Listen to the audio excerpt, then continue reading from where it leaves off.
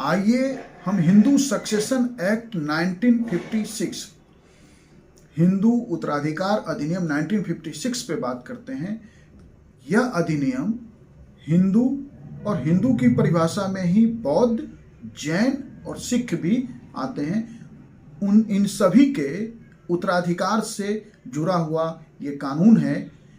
Specially महिलाओं को, बेटियों को हिंदू सक्सेशन एक्ट 1956 ने जो है संपत्ति में अधिकार दिलाया, और संपत्ति के इस अधिकार के कानून ने संपत्ति के उत्तराधिकारी को लेके विस्तृत प्रावधान किया गया। ऐसा है कि पहले भी कानून थे, जैसे हिंदू उत्तराधिकार अधिनियम 1925 था, तो पहले के जो कानून थे उन्हें यह कानून संशोधित करता है, बिखरे हुए कानूनों को संहिताबद्ध करता है, और हिंदू उत्तराधिकार अधिनियम को यह धर्मनिरपेक्ष भी बनाता है। महिलाओं को पहली बार इसी अधिनियम से संपत्ति में अधिकार मिला, लेकिन हम कहें कि पूर्ण अधिकार मिल गया नहीं, सीमित अधिकार जो है मिला, लेकिन वह अधिकार भी जो है महिलाओं के सामाजिक जीवन, महिलाओं की समाज में स्वीकृति, महिलाओं के सामाजिक सम्मान की दिशा में एक मील का पत्थर है। ये महिलाओं को, बेटियों को पैतृक संपत्ति में जन्म से ही संयुक्त उत्तराधिकारी मान लिया गया। इस कानून में जो है, इस उत्तराधिकार के कानून में उत्तराधिकारियों के दो वर्ग बनाए गए, वर्ग 1 के उत्तराधिकारी और वर्ग 2 के उत्तराधिकारी। जो वर्ग 1 के उत्तराधिकारी हैं, उनमें ऐसे लोग, वैसे उत्तराधिकारी शामिल होंगे, या वो उत्तराधिकारी आते हैं जब कोई व्यक्ति बिना वसीयत के, हम जानते हैं कि ज़्यादातर घरों में जो है वसीयत करने की परंपरा आज भी नहीं है, और पहले तो सिर्फ कुछ लोगों को छोड़कर ज़्यादातर लोग वसीयत करते ही नहीं थे, तो अधिकतर लोगों की मृत्यु बिना वसीयत की हो जाती थी।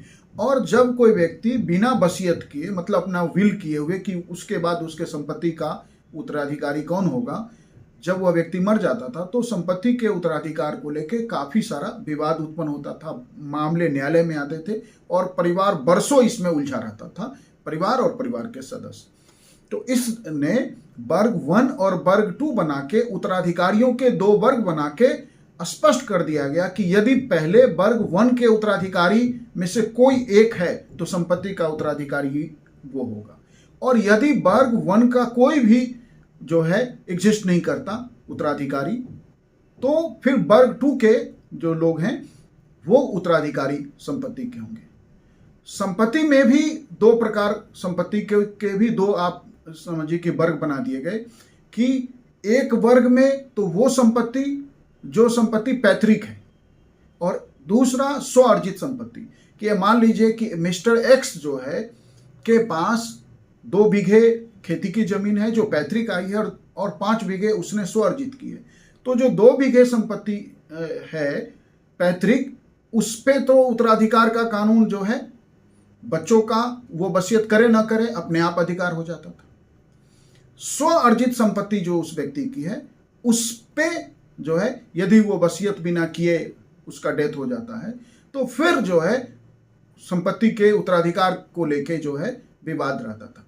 अब वर्ग 1 के उत्तराधिकारी में जो है 11 महिला सदस्यों को शामिल किया गया है, और 5 पुरुष सदस्य, कुल 16 जो रिलेटिव्स कह लीजिए या परिवार के सदस्य कह लीजिए, वो वर्ग 1 के उत्तराधिकारी हैं। जिसमें सबसे पहला कि व्यक्ति यदि मर गया तो मृतक की विधवा, उसके बेटे, उसकी बेटियां, उसकी माँ एवं निकटतम परिवार के अन्य सदस्य, ये वर्ग 1 के उत्तराधिकारी हैं। कि जब व्यक्ति बिना वसीयत किए उसकी मृत्यु हो गई, तो वर्ग 1 के उत्तराधिकारी को संपत्ति में अधिकार मिलेगा।